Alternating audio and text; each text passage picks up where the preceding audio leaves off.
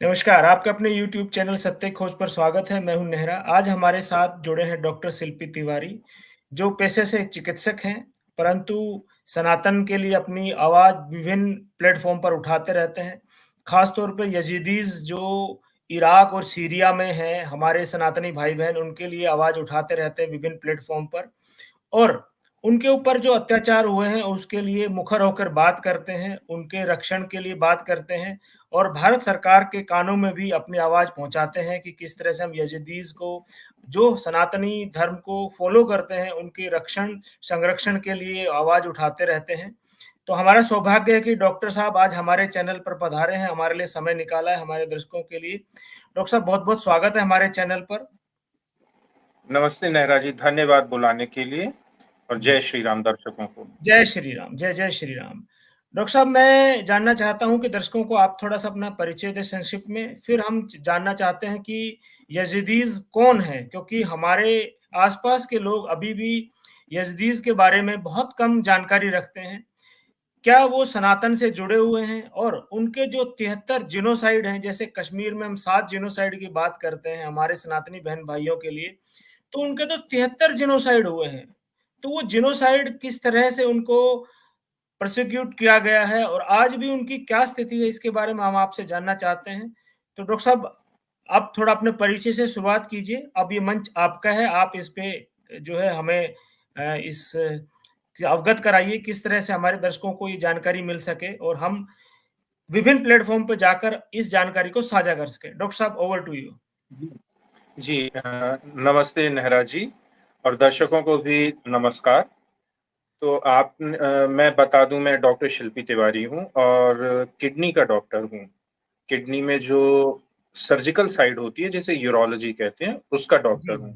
जी, जी, जी। तो प्रोफेशनली तो ये है, बाकी मैं विश्व हिंदू परिषद से पिछले 20, 25, 30 साल से जुड़ा रहा हूं जी, और हमारा परिवार भी उसी से जुड़ा रहा है। जी।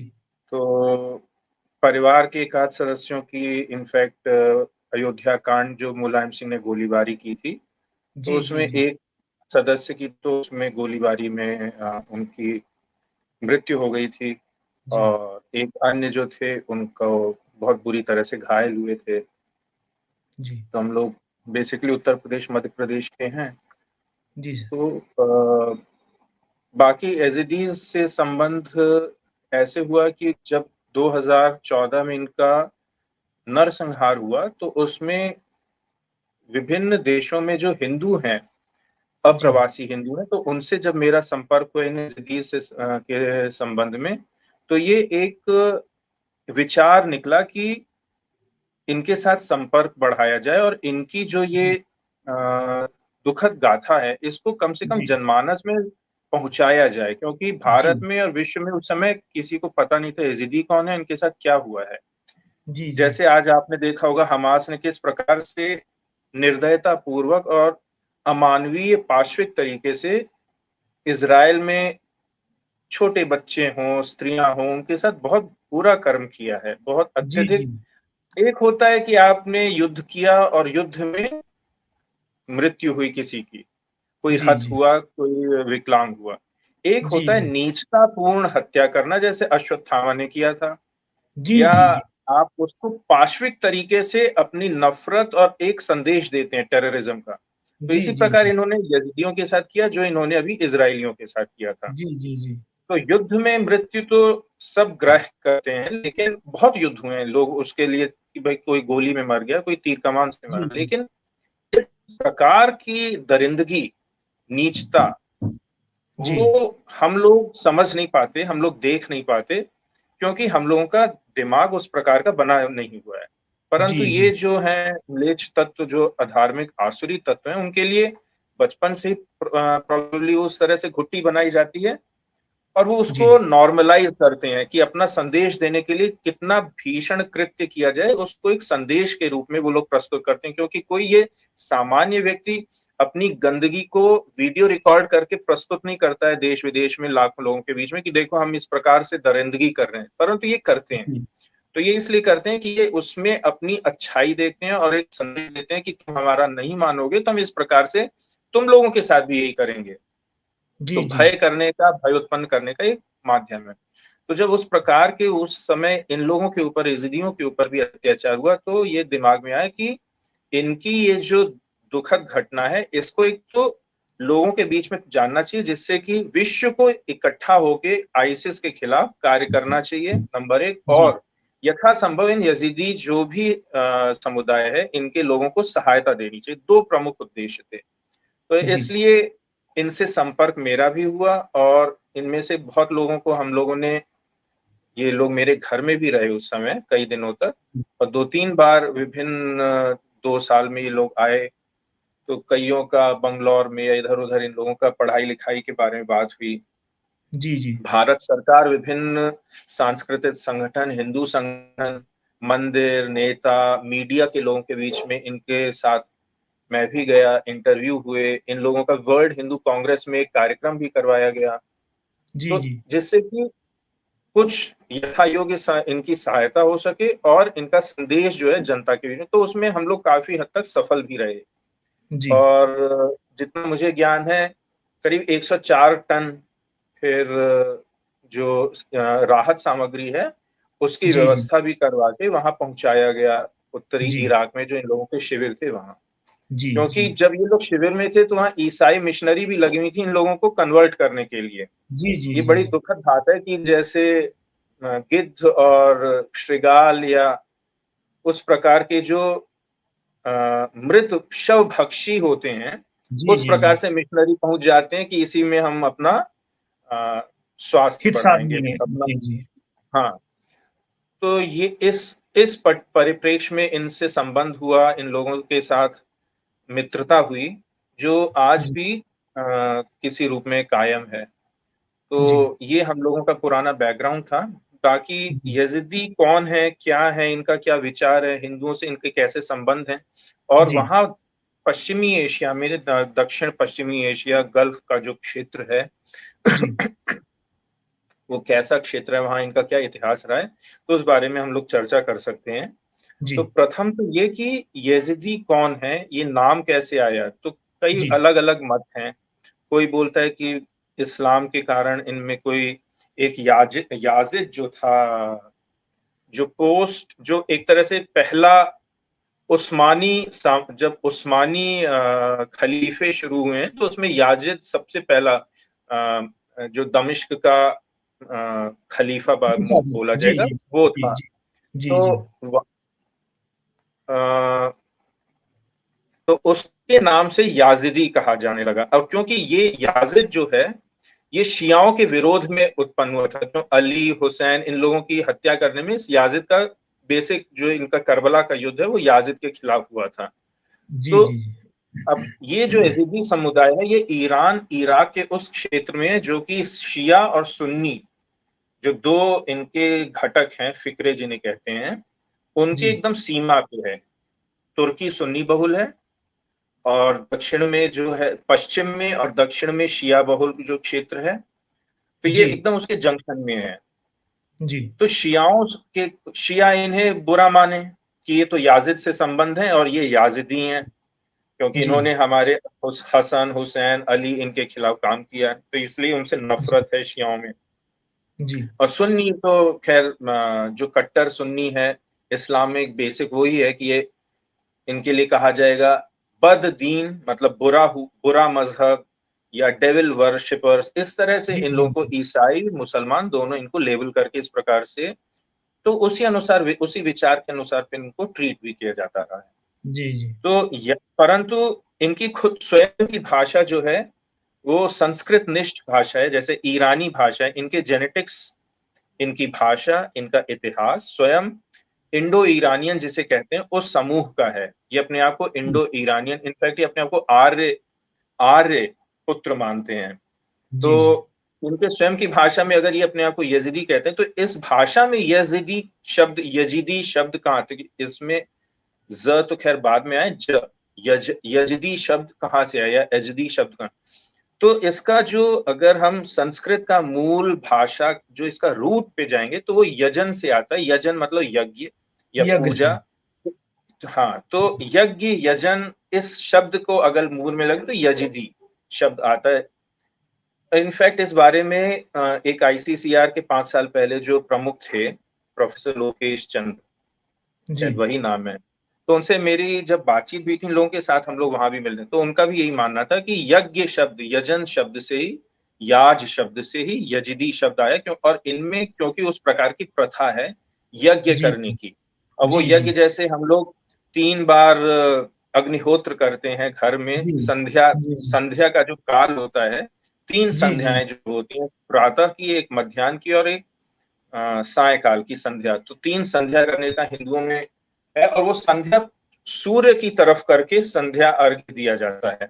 जी, तो ठीक इसी प्रकार से इनमें 3 बार संध्या करने का विधान है, और ये 3 बार सूर्य को नमन करते हैं दिन में, और एग्जैक्टली वही समय सवेरे का, मध्याह्न काल का। और वो तो इससे ये ऐसे लगता है कि ये शब्द भी जो है एक संस्कृत शब्द यज्ञ से ही उत्पन्न हुआ है, और ये प्रोबेबली पूर्व में यज्ञ करते रहे होंगे।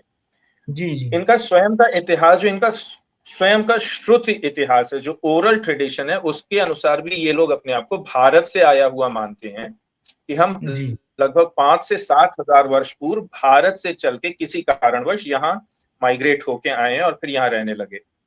जी, जी, उससे पहले भी हो सकता है भारत में रह रहे हो 1000 साल से, 2000 साल से।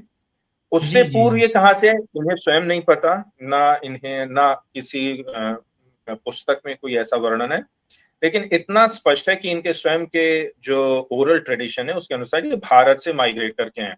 अब हम जब जी, 5000 7000 वर्ष पूर्व अपने पौराणिक इतिहास में जाएं, महाभारत या रामायण में जो भी वर्णित है इतिहास और पुराण में, जी, तो उसमें 5000 वर्ष पूर्व, आज से 7000 वर्ष पूर्व हो गया, नहीं, 5500 वर्ष पूर्व अगर मानेंगे तो महाभारत का अंत होता है, और जी, जी, द्वापर का अंत होता है, और कलिकाल का प्रारंभ होता है।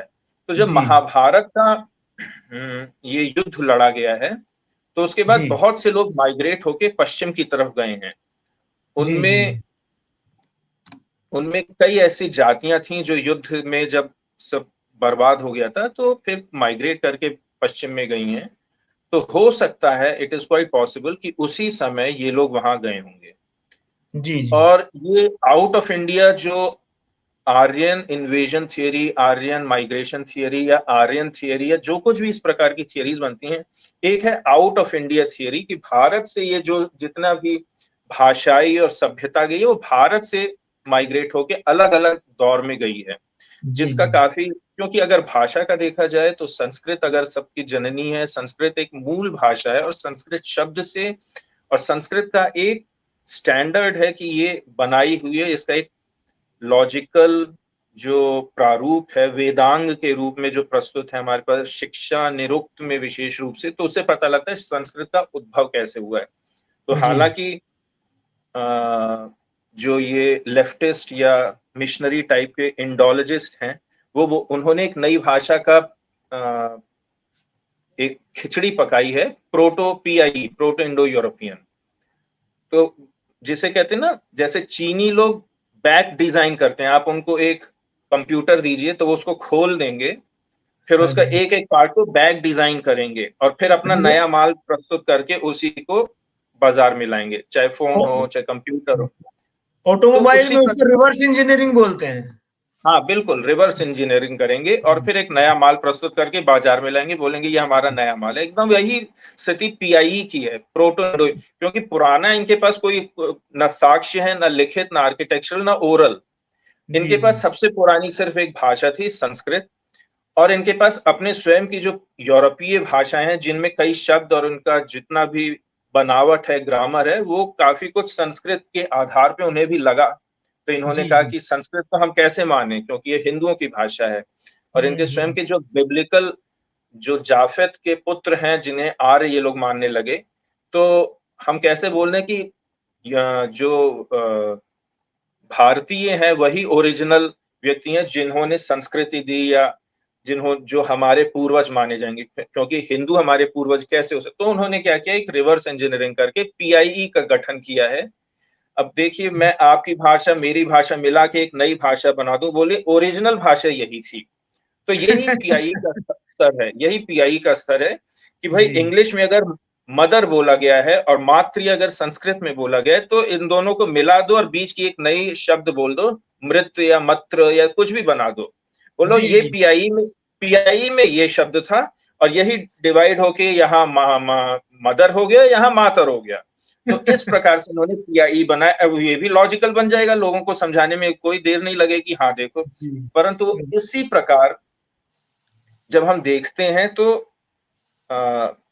इनका आउट ऑफ इंडिया थियरी का जो हम उसे मानने चले तो ऐसा लगता है कि ये, और इनका जो स्वयं का जब ओरल ट्रेडिशन है तो उससे साफ प्रतीत होता है कि ये भारत से उस दौर में गए जिस दौर में ये आउट ऑफ इंडिया थियरी के माइग्रेशन चल रहा है, भाषाओं का जो है पश्चिम की तरफ प्रवाह हुआ है। तो ये जी, लगभग जी। 5000 वर्ष, आई थिंक एजिडीज को स्टडी नहीं किया गया है ये इस थियरी के परिप्रेक्ष्य में, क्योंकि ये एक जी, सीधा साधा उदाहरण है जो सीधे बता रहा है कि भारत से लोग गए। तो इसका जी, एक जी। दूसरा उदाहरण है मितानी और हिटाइट्स, जो जी। कि उस समय रूल कर रहे हैं लगभग 4000 वर्ष पूर्व, जी, 1500 जी। और 2000 बीसी में, मतलब आज से 4000 वर्ष पूर्व। जी। जो मितानी है, मितानी कौन है? जो वैदिक वैदिक धर्म पालने वाले, संस्कृत का उपयोग करने वाले, उत्तरी इराक, दक्षिण पूर्वी तुर्की और जी। सीरिया का जो क्षेत्र है वो मितानी क्षेत्र है। वहां मितानी जी। राजा होते थे, मित्र राजा होते थे, और उनकी भाषा संस्कृत है, क्योंकि उस समय के एक बायजुक करके एक टैबलेट मिली है और एक जी। किकुली की उस एक टैबलेट, एक और क्यूनिफॉर्म स्क्रिप्ट में लिखा हुआ टैबलेट है जिसमें संस्कृत के शब्द हैं, संस्कृत में वर्णित है। और एक जी। संधि का प्रस्तावना भी है जो कि दशरथ रूपी राजा के साथ हिटाइट्स की हुई थी। तो उसमें ये जी। वायु और इंद्र और जी। वरुण के नाम पे अपनी ट्रीटी की, उनको इन तीन देवताओं को साक्ष्य करके ये साक्षी अपनी एक मानकर ट्रीटी, ठीक है। हाँ, it is called treaty of Cappadocia.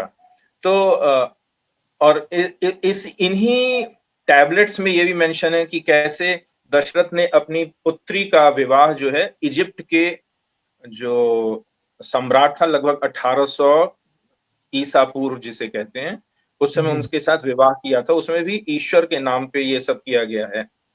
तो जी। उस समय एक संस्कृत निष्ठ वैदिक सभ्यता का प्रभाव वहां पता चलता है जो वहां राज्य कर रहे थे।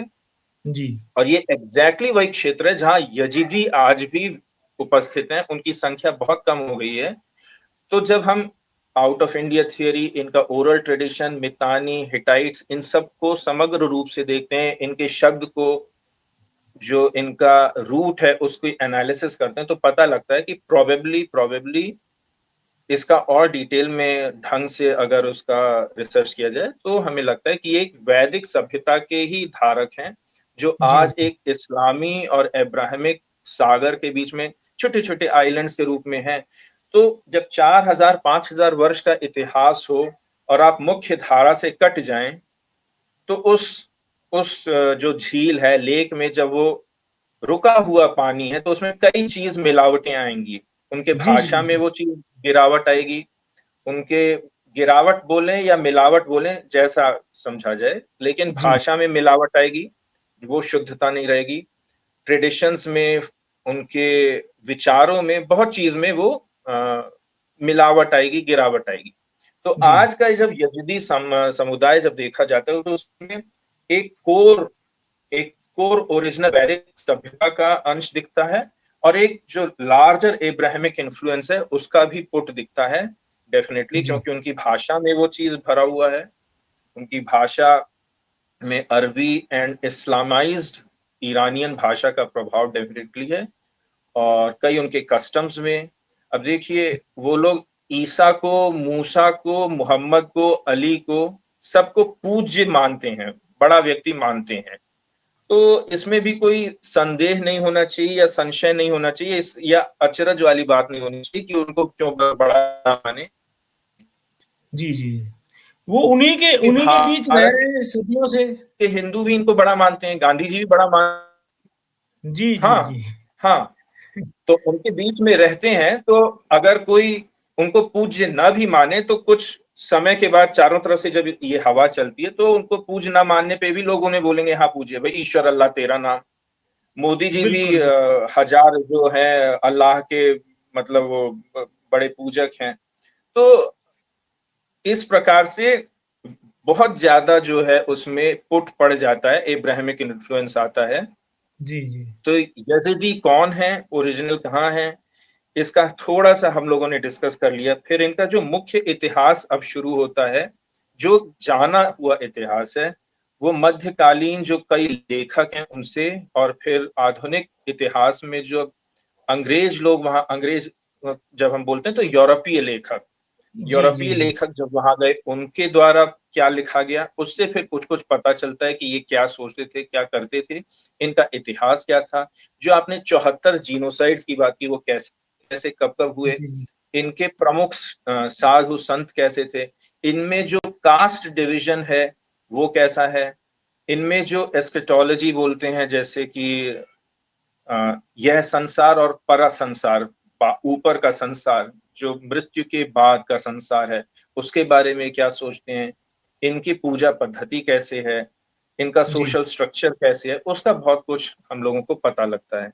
तो हम जी। एक-एक करके इस बारे में भी बात कर सकते हैं। जी। जी, जी।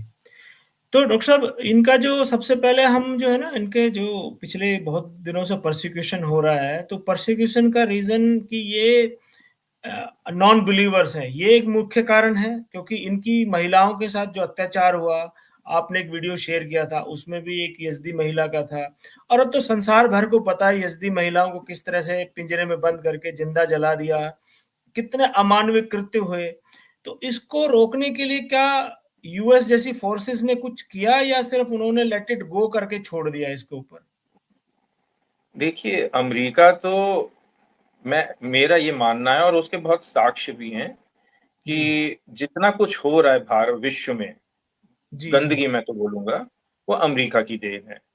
जी, जी, जी। अ, रूस अपने स्तर पे कुछ कार्य करता है या चीन अपने स्तर पे कुछ कार्य करता है, लेकिन अमेरिका या इससे पहले अंग्रेज जो भी देश थे, इंग्लैंड, फ्रांस, जर्मनी, उन लोगों ने जो किया है, वो अनपैरेलल्ड है।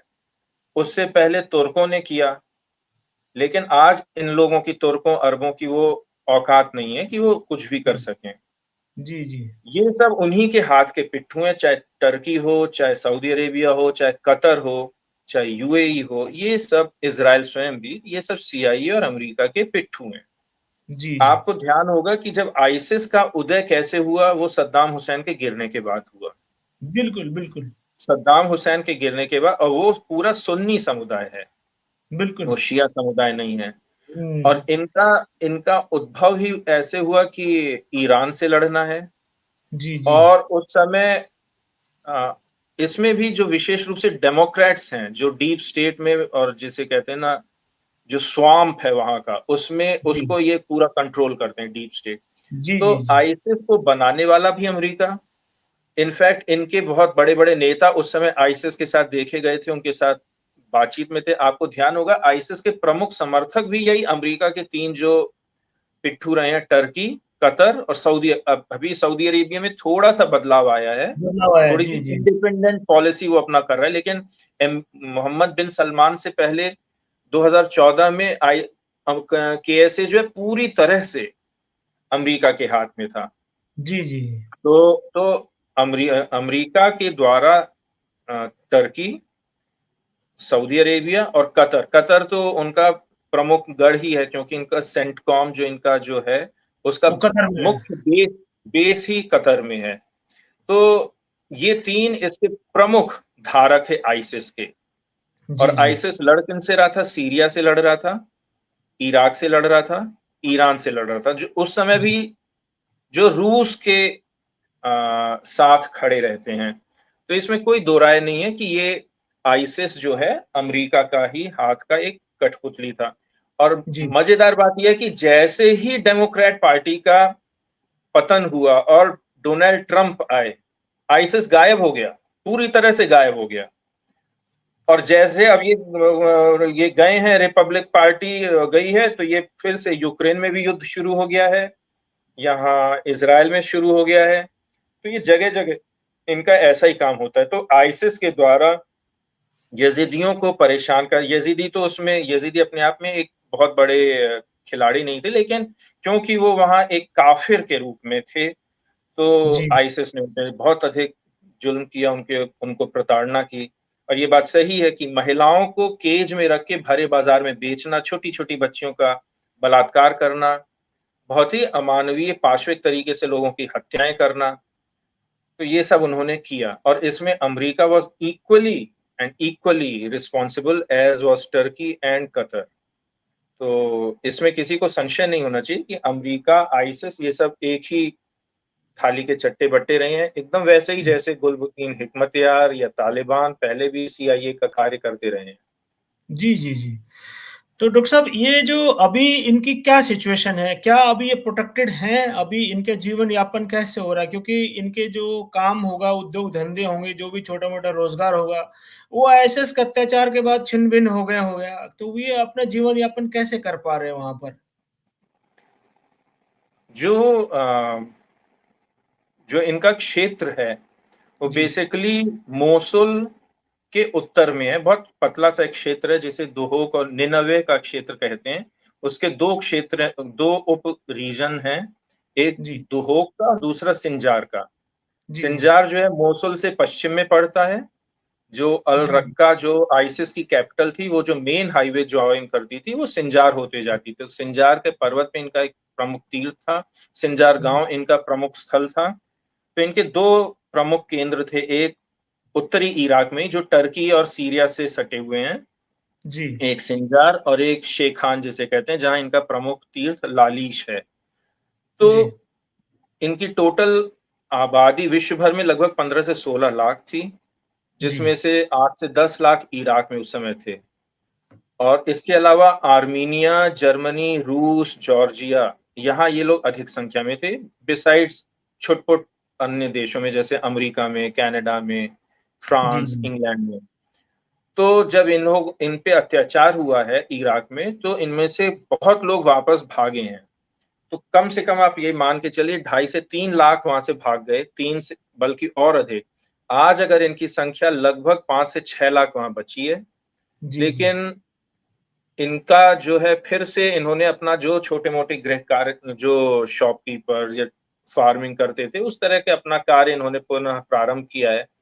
जो बाहर गए हैं, उनमें से कुछ लोग ज़्यादा अच्छे से पढ़ाई-लिखाई, कमाई कर रहे हैं जी, और अपने पाँव पे ये फिर से खड़े हो चुके हैं। जी, लेकिन अगर आप कहें कि मिलिटरीली या फिज़िकली बहुत स्ट्रॉन्ग है, तो वो चीज़ बिल्कुल नहीं है। लेकिन हाँ, इन्होंने अपना जीवन यापन पुनः प्रारंभ किया है।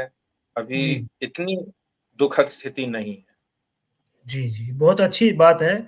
बहुत अच्छा सा वो है कि एटलीस्ट ये लोग फिर से अपने पैरों पर खड़े हो रहे हैं और अपने आप को सँभाल रहे हैं। तो डॉक्टर साहब भारत सरकार का क्या रुख रहा इनके प्रति? क्योंकि हम भी कहने को तो हिंदू राष्ट्र हैं बट आपको पता हम शरिया कंप्लाइंट हैं। सिर्फ़ नाम मात्र के हम लोग हिंदू राष्ट्र हैं, लेकिन हमारे ऊपर हर जगह एक शरिया कंप्लाइंट स्टेट में हम लोग जी रहे हैं। भारत सरकार का क्या रुख रहा इनके प्रति? कुछ ऐसा भारत सरकार का रुख रहा कि इनको सहायता दी गई कुछ सरकार की तरफ से? कोई ख़ास कुछ नहीं, लिप सर्विस बीच-बीच में दी गई क्योंकि मैं स्वयं मिला हूँ उस समय के जो फॉरेन मिनिस्टर थीं, मैडम जी, से जी। उनसे मैं स्वयं मिला हूँ, इन यज़ीदीज़ के साथ मिला हूँ और भी कई लोगों से हम लोग मिले, पर कोई जी, जी। सहायता नहीं हुई। इनफैक्ट मैंने तो कहा था कि मैं स्वयं जाके वहाँ कार्य कर लेता हूँ, थोड़ा जी। मेडिकल कैंप अगर करना है तो वो करना है या कोई सहायता देनी है।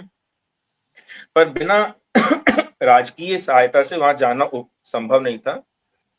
तो सरकार ने इनफैक्ट मना भी कर दिया। उन्होंने स्वयं कहा कि आप ना जाएँ। हम आपके अगर आप जाएँगे तो हम आपके लिए रिस्पॉन्सिबल नहीं रहेंगे। ये इससे एकदम अलग है कि जिस प्रकार से ये अभी छटपटा रहे हैं, दूसरे ही दिन जो है टनोटन जो है सामग्री फ़िलिस्तीनियों के लिए इन्होंने जी, जी। जारी की जी, है, जी। ये जी। एकदम उससे अलग है। उस समय इनको ना इनके कोई स्टेटमेंट आए हैं, बहुत ही रेयर जब आप और हम बहुत अधिक रोना रोए हैं, तब कहीं बीच-बीच में स्टेटमेंट आया है।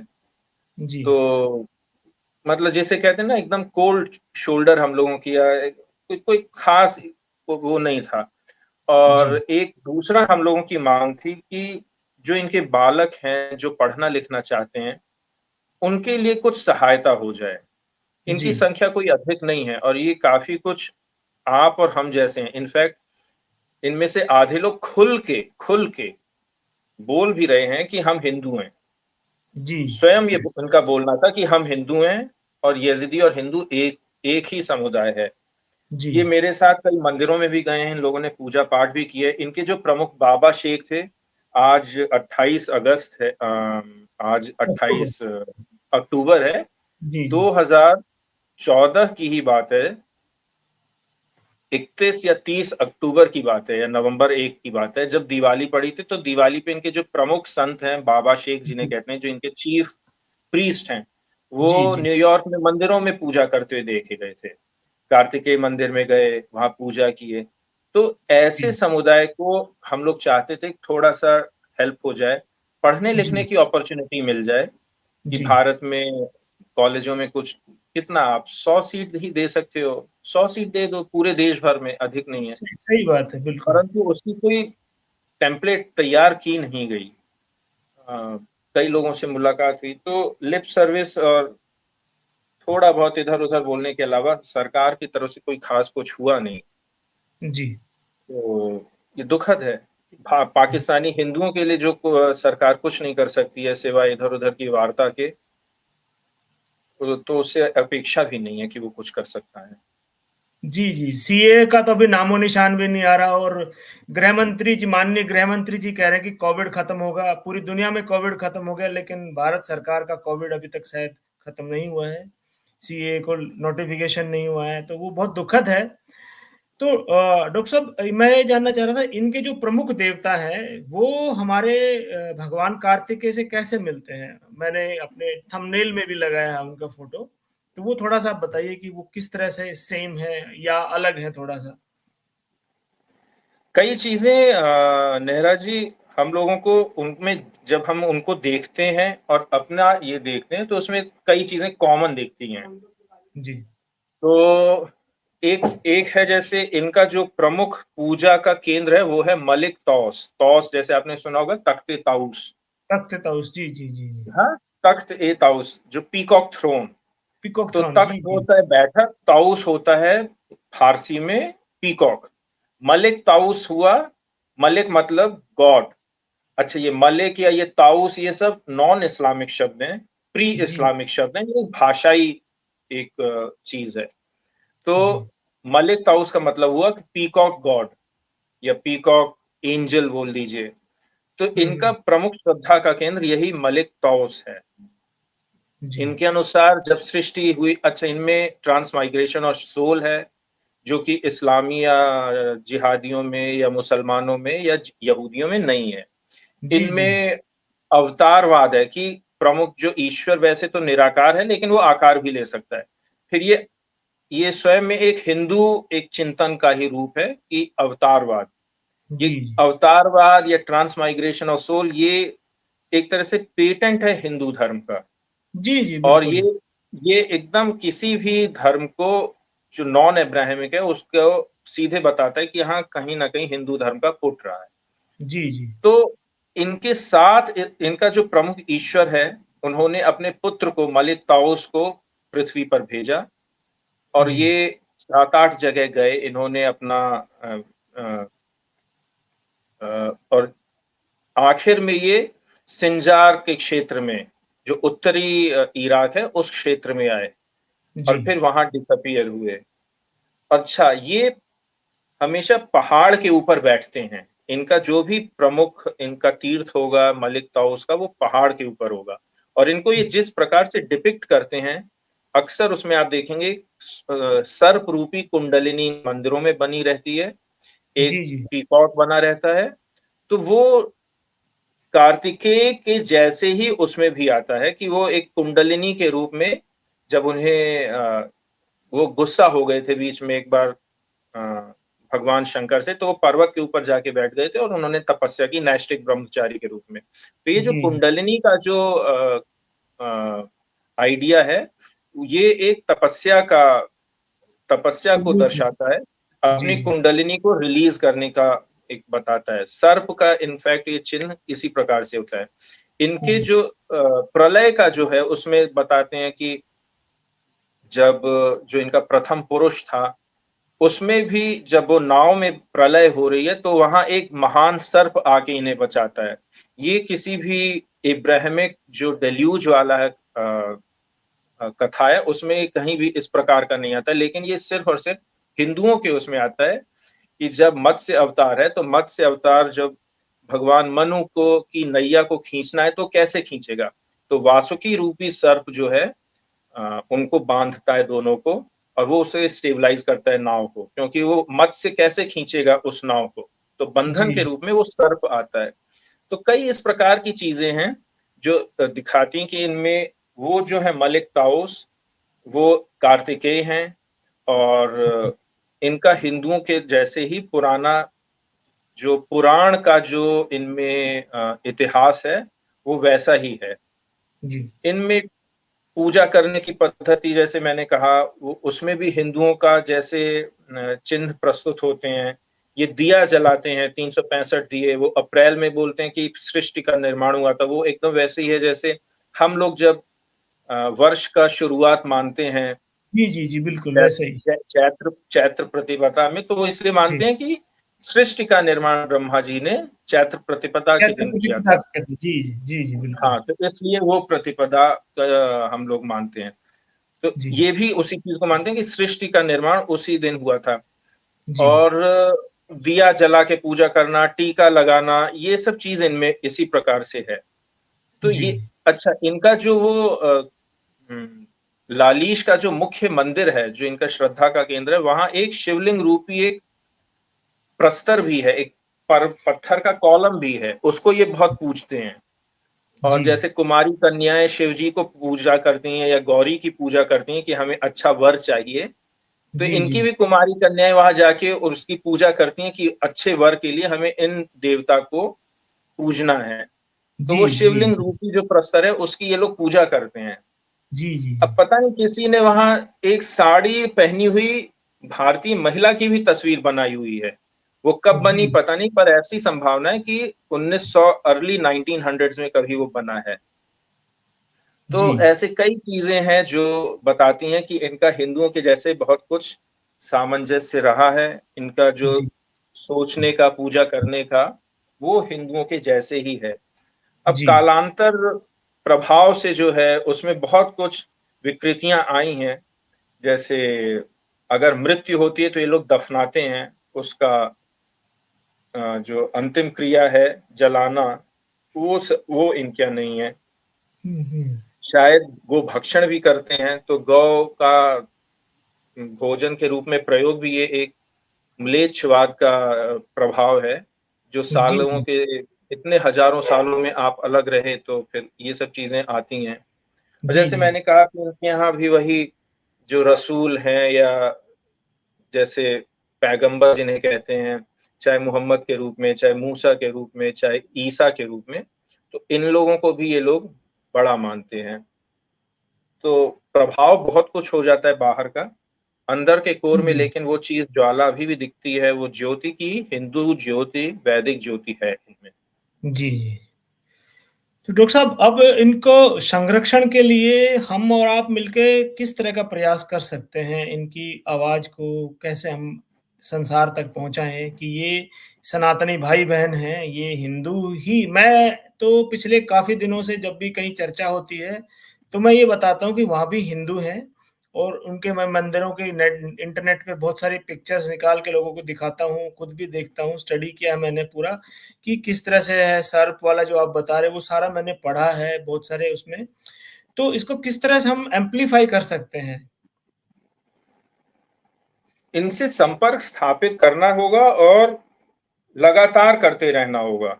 कंटीन्यूअस इंटरैक्शन से ही दोनों तरफ की जानकारी होगी और इनके आप ये देखिए गृह वापसी तो हम लोग जो ये खालिस्तानी हैं संप्रदाय, इनकी ही नहीं कर पा रहे हैं। जी, जी। उनसे संपर्क नहीं कर पा रहे हैं, जो अपने बिछड़े हुए जो भारत में ही जो मतांतरित हैं, उनसे नहीं कर पा रहे हैं। तो ये तो 4000 किलोमीटर दूर ईरान के पश्चिम में बैठे हुए हैं। एक जी, जी। ऐसी जगह में जहाँ की चारों तरफ बहुत होस्टाइल एनवायरनमेंट है।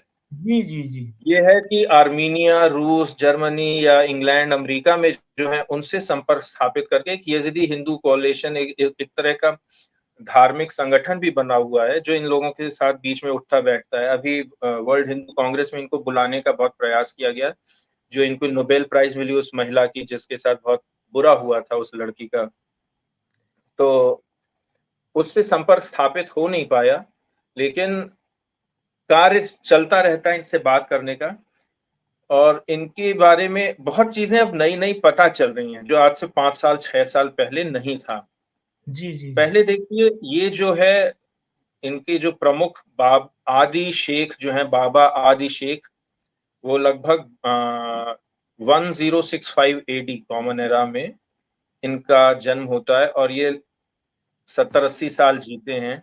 तो जी, इन्होंने एक नई दिशा दी थी इस समुदाय को। तो ये लोग बाबा जी, आदि को बहुत अपना प्रमुख मानते हैं और लालीश में जो उन्हीं की कब्र है, उन्हीं की जो है समाधि है। जी, तो बाबा आदि का जो ये काल है लगभग गढ़वालों का काल है भारत में। जी, तो इन्होंने इन इस ये समुदाय के सबसे प्रमुख संत माने गए हैं और इन्हें ये लोग बोलते हैं ये मलिक ताऊस के अवतार हैं।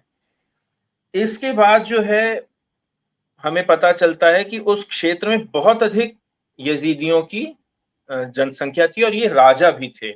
लेकिन जी, 74 जो जीनोसाइड हुए, एक-एक करके इनकी संख्या बहुत अधिक रूप से खत्म की गई है। आज से 100 डेढ़ 100 साल पहले भी इनके पास बहुत अधिक गाँव थे, लेकिन आपको याद होगा कि टर्की ने एक बहुत मासिव जीनोसाइड किया था लगभग इसी समय आज से 100 साल पहले, जी, जी, जी। आर्मीनियाओं का पूर्वी आर्मीनियंस। पूर्वी हाँ, इट वाज़ अनपैरेलल्ड जो पिछले जी, कुछ दशकों में।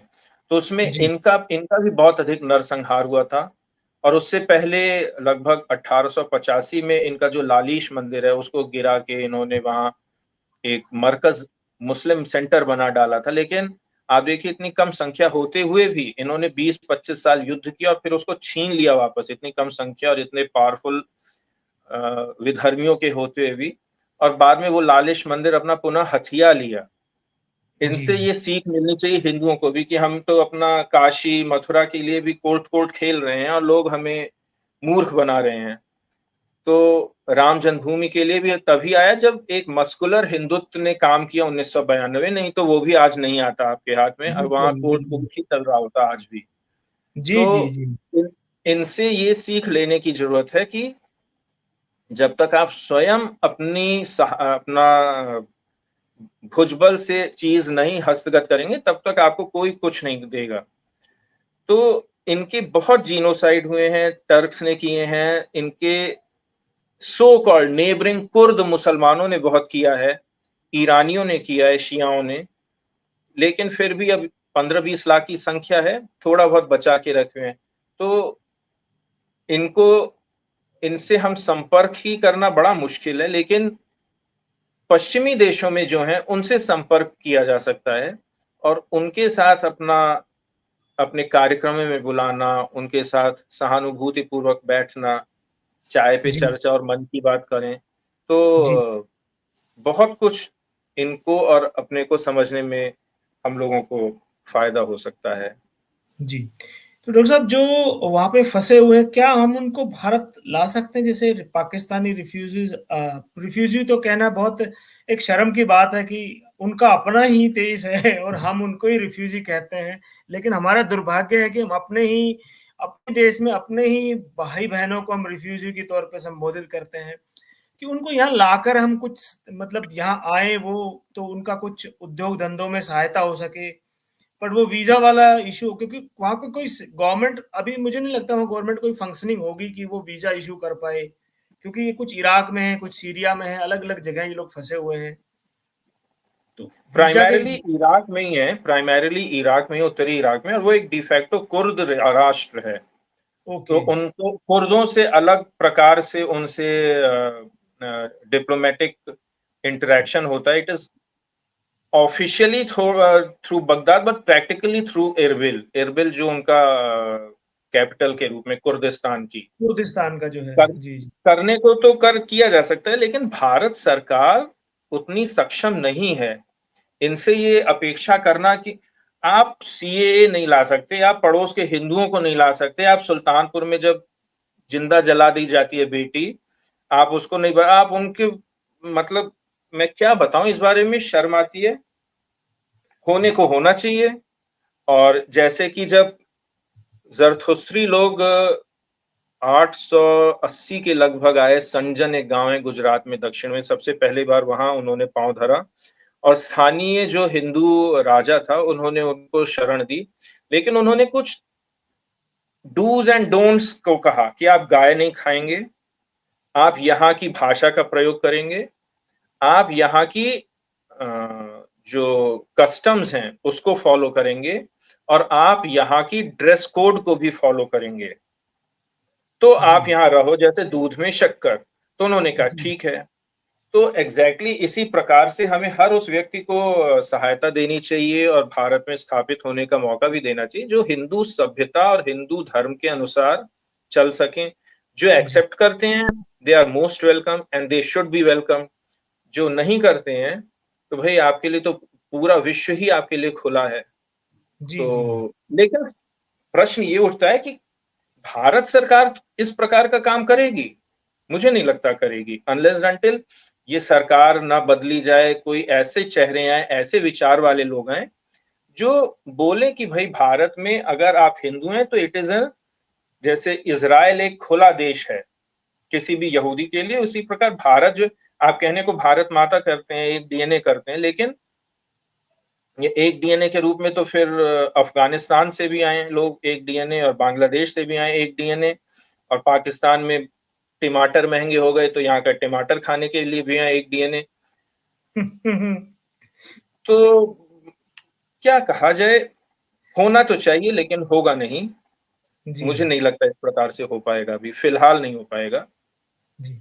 अगर डॉक्टर आप साहब, और हम हाँ, बोलें, सरकार में अपने प्रकार के लोग रखें शासन व्यवस्था में, तभी हो पाएगा, अन्यथा नहीं। डॉक्टर साहब मेरा एक पॉलिटिकल क्वेश्चन है। आप उत्तर प्रदेश से आते हैं। क्या महाराज जी को भविष्य में प्रधानमंत्री के तौर पर देखते हुए क्या ये संभव है कि वो ऐसा डिसीजन ले पाएँ? परंतु महाराज जी के तो खिलाफ जो हैं, जो 2 रंगा बिल्ला मैं उन्हें कहता हूँ, वो बहुत खुल के लगे हुए हैं।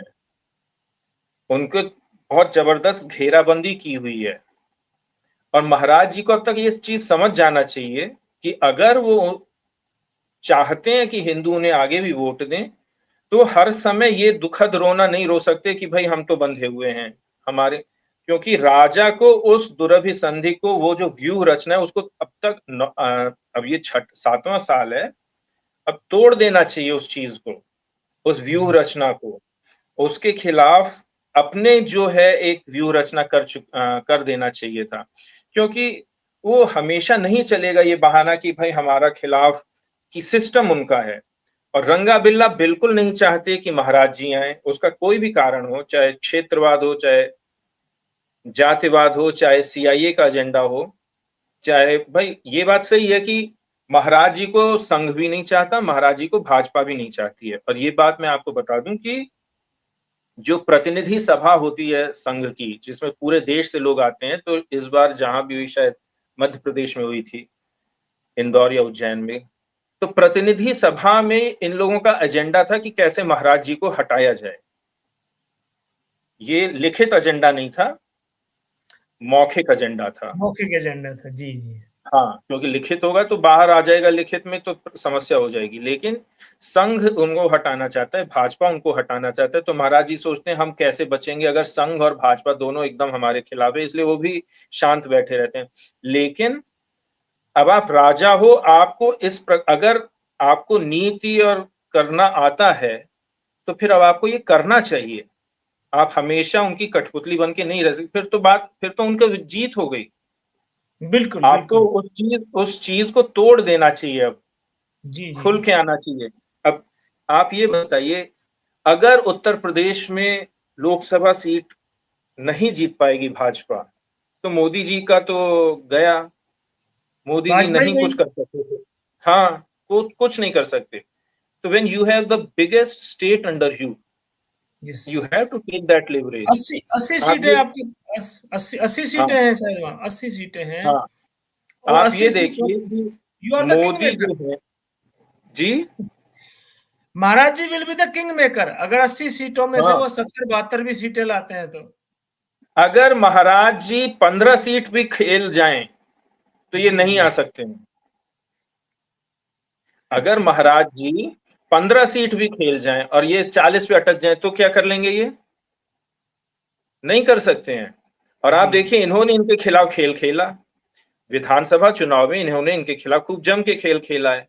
जी, जी, बिल्कुल और पता है मुझे। जी, जो ये काशी प्रांत है, बलिया, गाजीपुर, जी, आजमगढ़, मऊ, जौनपुर के हिस्से और जी, बनारस का जो रूरल एरिया है पूरा, यहाँ पूरा शून्य थी भाजपा। शून्य मतलब शून्य, जी, जी, जीरो। और ये जो क्षेत्र किसके अंदर है? मोती जी के साथ अंडर आता है। जो काशी का जो क्षेत्र, ये इसे काशी प्रभाग कहते हैं। पहले इसको वाराणसी डिवीजन कहते थे, जिसमें बलिया, गाजीपुर, जौनपुर, बनारस, मिर्जापुर होते थे। जी, जी, इसको काशी डिवीजन कहते हैं। ये तो पूरा आप साफ कर गए बीजेपी के से। सिर्फ और सिर्फ काशी शहर में आप जीत पाए।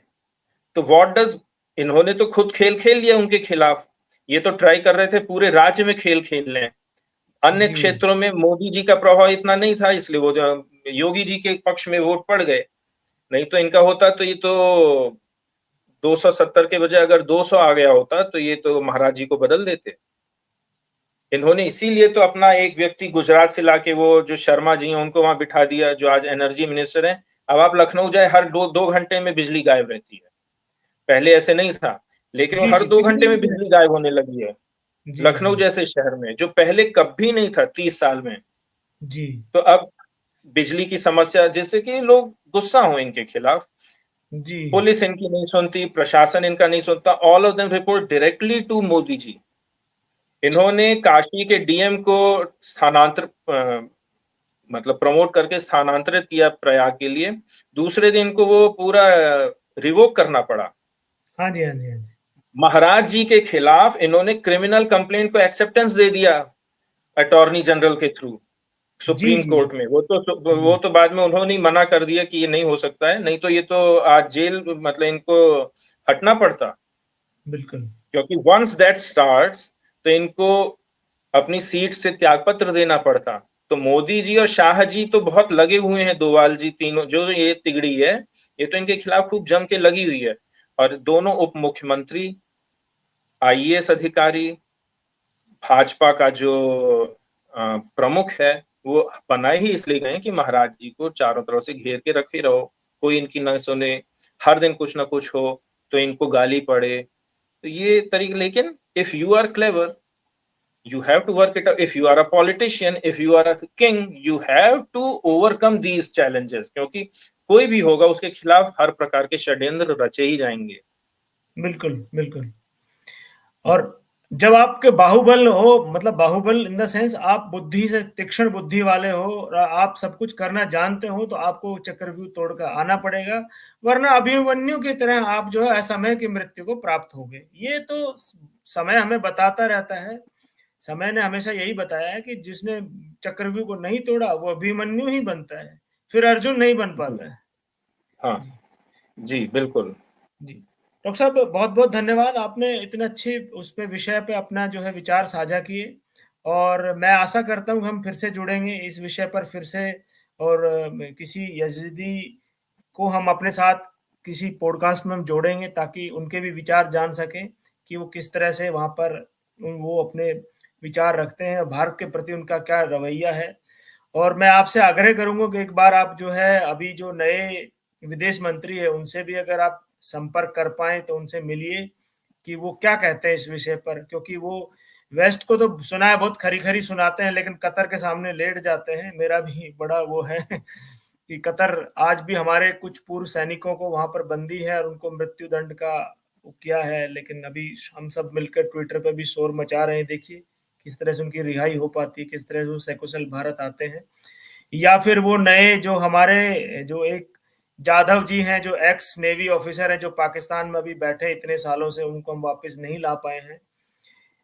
तो कहीं ऐसा ना हो, तो अगर आपका संपर्क हो पाए तो ज़रूर मिलिए एक बार उनसे, इस विषय पर एक बार बात कीजिए, एस जयशंकर जी से। नहीं, जी, मैं उनसे आशा नहीं रखता हूँ, ये इन लोगों इतना साल के देखिए एक लेवल के आगे जब जान जाओ तो फिर आपको उन्हें बदलना होगा। आप उनके सा हाँ, अब आप उनके सामने याचना करके नहीं because they are not that kind of people. ये हुँ, मैं जब इनकी पहली भाजपा राज्य की शासन बना था तब से हम लोग देखते आ रहे हैं।